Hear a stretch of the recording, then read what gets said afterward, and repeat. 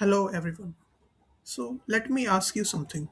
Have you ever solved a coding problem correctly, but still felt unsure if your solution is good enough? That's where big O notation comes into the picture. In placements, generally writing code is not good enough. You must prove that your code is efficient enough. Today, I will be explaining big O notation in the most simplest possible manner. No mathematics fear, no complicated formulas, just pure clarity. After this video, you will never be scared of time complexity again. So, hello, ladies and gentlemen. Myself, Ayush, and I am a senior software engineer with roughly 5 plus years of experience. I do have experience of working in FANG level companies like Amazon. So now we are going to discuss why big of notation complexity matters a lot. So imagine you write two solutions. Solution A runs in 1 second for 100 inputs. On the other hand, solution B runs in 1 second for 1 million inputs. What do you think? Which one will companies will prefer? Efficiency, right?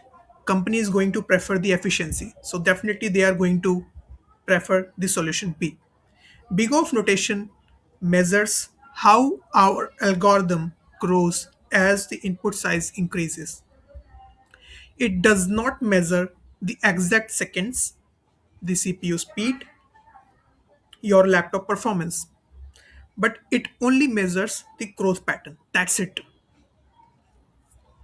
So that's the key. Companies are not here to test your brute force approach, right? They are basically there to test your problem solving efficiency.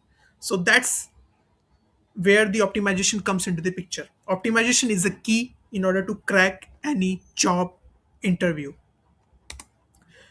Now, before we move further, we need to understand what does big O exactly means. So, in the most simplest words, big O describes the worst case time complexity. In most simple terms, if the input size increases, how much slower does our program becomes? For example, if input gets doubles, does the time also gets doubled or gets quadrupled or it remains the constant? That's the pattern is called as big O of notation. It basically measures how fast an algorithm grows. It basically focuses about the worst case performance and is independent of any hardware or language syntax values. Now we are going to talk about the most common time complexity which exists in the real world scenario. First of all, the most preferred and the efficient time complexity is basically going to be order of 1, which is also known as constant time complexity. So let's take an example. You are basically trying to access an array index, let's say array of 5. So it doesn't matter whether the array size is 10 or 10 million, time remains the constant. That's order of 1. Time does not increase with the input size. So that's the key, right? Its time complexity is going to be order of 1 only. Now we will talk about the order of n, which is also known as linear time complexity in other words.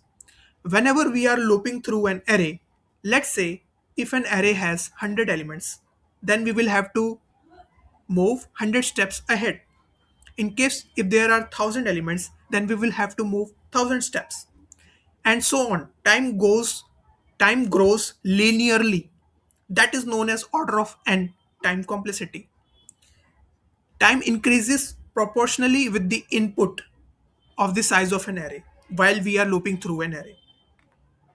Moving forward, now comes the order of n square time complexity, which is also known as quadratic time complexity. So the most easiest example in case of quadratic time complexity is basically the nested loops. Suppose if you have inserted two nested for loops, right? And let's assume that your array size length is of size 100, right? And there are two nested loops are there. So definitely it is going to be 10 raised to the power 4 operations are going to be there. Let's assume that if you're having n equal to 1000, the size of an array is coming out to be 1000, then in case if it is coming out to be nested loops, then we will have to run that nested for loops 10 raised to the power 6 times, right? So it becomes very much slower as the size of an input becomes larger in nature. So most brute force approach solutions mostly falls over here itself. Let's keep it in mind. In case if you are approaching a particular problem with the brute force approach, so you are highly likely that it's going to be, like coming out to be somewhere around order of n square time complexity mostly. Now comes one another part, that is order of log n. Order of log n is basically nothing but a kind of a binary search algorithm kind of thing, where every step we are basically like reducing search space by half. It's like extremely efficient in nature, and companies just love this, right? In case if you are applying the binary search algorithm, then companies are going to love this approach a lot. And the reason why I'm telling you is that, like, it is like very much easy to implement. First of all, like, you just need to just sort an entire array, right? And then let's say if you are supposed to, like, let's figure out that a particular element within a sorted array, right? Then at each and every step you are just like going to figure out the middle element, and then you are basically going to compare that whether that element is present towards the left of my mid element or whether it's present at the right of my mid element. In case if it is coming out to be left, towards the left of my mid element, then we are going to move left, right? And so on so forth. We are going to reduce, we are just strategically we are just reducing the search space by half, by deciding at each and every point that at which node, at which direction we need to go, right? So that's why, like, it's coming out to be order of log n binary search algorithm, and it is like widely loved by most of the companies. Now comes the most important part, that is basically the common time complexity ranking. As you can see, like, order of one is basically the best, and then order of log n is like not better.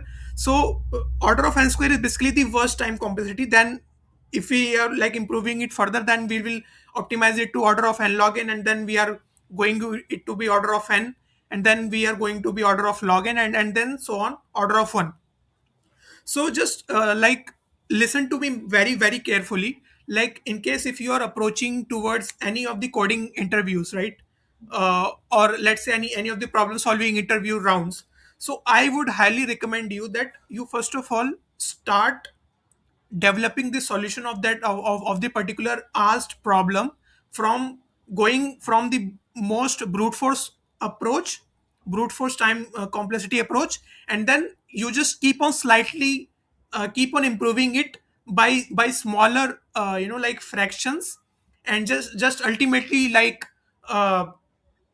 reach to the most optimal approach by going in gradual fashion. So what I'm basically trying to say, let's assume that you are assigned some sort of problem. So as a first brute force approach, just try to give the solution in order of n square. Then you make it slightly better, that you just propose some other solution, saying that this problem can be solved with order of n log n mechanism also. Like, you can basically like apply some sort of, let's say, merge sort algorithm over there, and then you just try to improve it more further.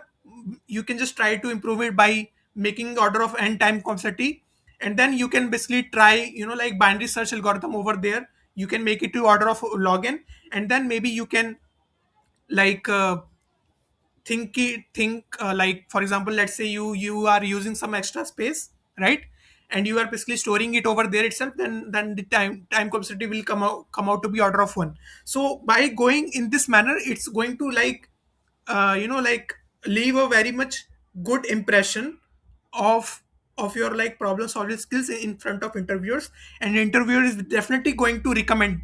You are going to be unstoppable, like, if, in case if you are like following this kind of approach, going from the most brute force approach to the most optimal approach in gradual fashion. That's what I'm trying to basically say over here itself. Now coming back to like our next thing, that is space complexity. So like time is not everything, right? Space complexity also measures. So how much extra memory your algorithm is using, that is being taken into the consideration by the space complexity term. For example, let's say if you have created an extra array of size n, so you are using order of n space. In case if you are using only few variables, then it's going to be order of one space only. So good engineers basically balance both. They are basically trying to optimize on both time complexity as well as the space complexity, right? So that is like one another thing. And now coming back to uh, the practice plan, right? Basically how things you need to basically practice it and target your placement strategy basically. So I would highly recommend you that you first of all try to you like first of all try to practice from the lead code. Start like you can start or target easy section, and then you can also try to target from geeks for geeks. You can basically read the theory part. You can also take a reference of cracking the coding interview reference material. It's like highly recommendable book reference materials in my opinion. You can just try to understand the pattern. Don't just solve. Like after solving every problem, right, ask what is my time complexity, what is my space complexity, and make this a habit, right? And in case if it is not like kind of a brute force approach only, then try to improve. Try to like put some pressure on your brain and mind in order to optimize that particular algorithm in a much more efficient and better manner basically, right?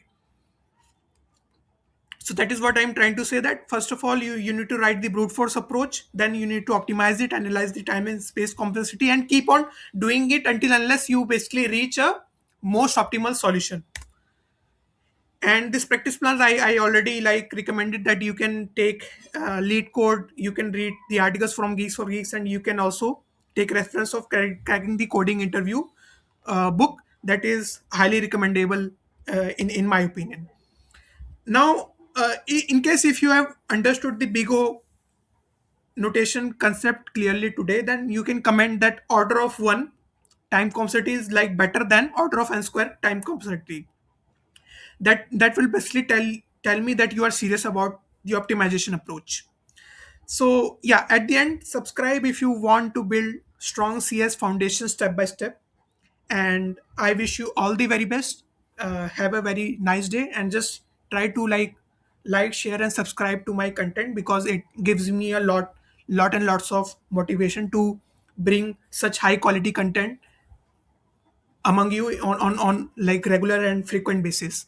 And in case if you want dedicated guidance or dedicated placement strategy plans, or let's say like you are basically struggling with some issues, then feel free to uh, drop me a message, or book or schedule any meeting.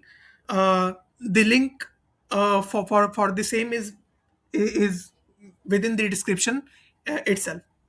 So with that, I just wish you all the very best, and yeah, have a nice day. Thank you all. Have a nice day.